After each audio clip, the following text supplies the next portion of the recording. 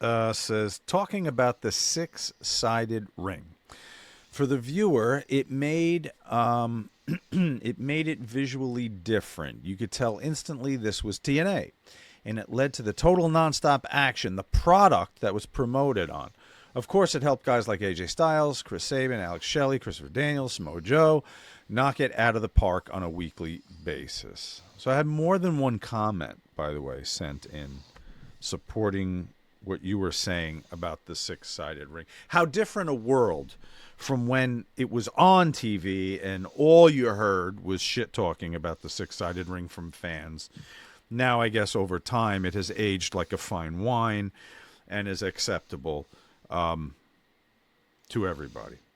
I still thought it was just a bullshit way to do it. Though you made a good point about the selling the merch, the toys. But I mean, it also which I wasn't considering. For what they were selling that was different at that point than the WWE had was the X division, and that six-sided ring made the ropes shorter, which made it better for aerial wrestling. I'll tell you what, man. I since we're going to go back and forth tonight anyway, I think that Logan Paul and AJ have a really good chance of stealing a big WrestleMania moment. Seems like those guys are, because I think AJ is professional enough where well, number one, Hurricane will put together a match for him, and Hurricane worked that style, so Hurricane will be able to put and Logan's not gonna.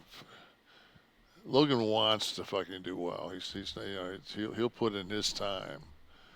So I just think that that's going to be a match that's going to be very, very, very watchable, with a chance to steal it.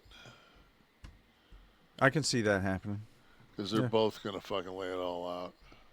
Yeah.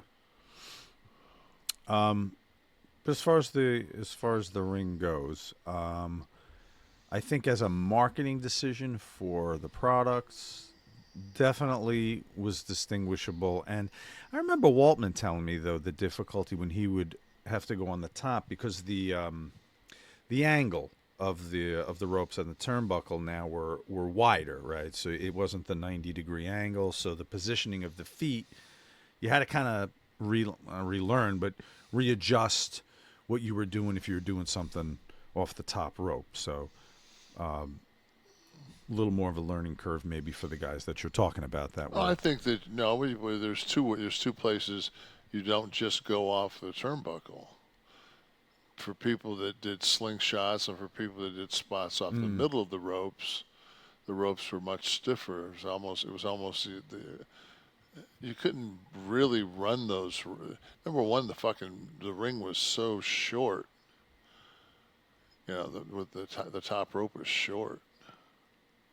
And being whipped to the ropes too, you'd have to. I mean, it's hard to miss the right angle when there's only the four sides. But now, you could be kind of off a little and have to readjust. I'm sure that's happened too. Well, I mean, if you don't know what the fuck you're doing, or you just in the midst of things, not how do you You're trained in a four-sided ring. How do you send somebody to the middle? You're going to send them to the middle of the rope.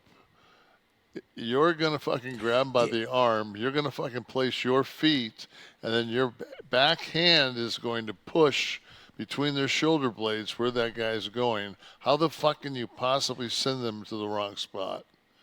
Unless you don't know what the fuck properly for it, if they're positioned properly. How it's a work.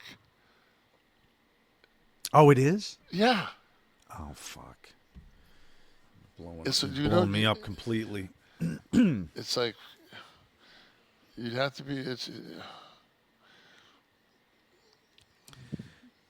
You'd have to be an idiot to use anything. To be having this conversation. To be using anything on your body.